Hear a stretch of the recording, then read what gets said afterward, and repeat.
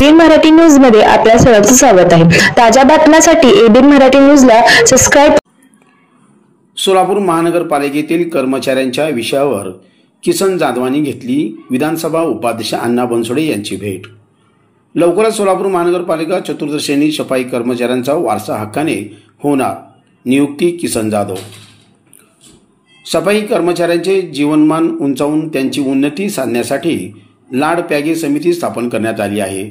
या समितीच्या शिफारशीनुसार सोलापूर महानगरपालिकेतील सफाई कर्मचाऱ्यांना वारसा हक्क नियुक्तीच्या अनुषंगाने लाभ देण्याची कारवाई होऊन त्यांची नियुक्ती व्हावी अशी मागणी राष्ट्रवादी काँग्रेस पार्टीचे प्रदेश उपाध्यक्ष किसन जाधव यांनी विधानसभा उपाध्यक्ष अण्णा बनसोडे यांच्याकडे मुंबई येथील विधान भवन येथे केली। या मागणीचे निवेदन देखील यावेळी किसन जाधव यांनी बनसोडे यांना दिली। प्रारंभी इच्छा भगवंताची परिवारच्या वतीने अण्णा बनसोडे यांचा पुष्पगुच्छ देऊन सत्कार करण्यात आला।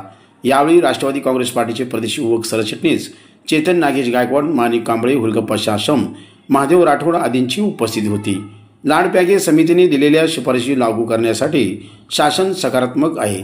कोणत्याही सफाई कामगारावर वारसा हक्क नियुक्तीच्या अनुषंगाने अन्याय होणार नाही याची खबरदारी घेण्याच्या सूचना देखील आपण संबंधित विभागांना दिल्या आहे।